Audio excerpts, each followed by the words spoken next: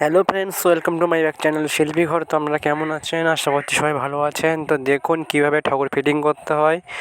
কালকে দেখিয়েছিলাম কীভাবে কাটাম করতে হয়, আজকে দেখাচ্ছি কীভাবে ঠাকুর ফিটিং করতে হয় তার একটা ভিডিও। যদি ভালো লাগে তাহলে চ্যানেলটি সাবস্ক্রাইব করে দেবেন, লাইক কমেন্ট শেয়ার করবেন। তো দেখুন কীভাবে ফিটিং করতে হয়।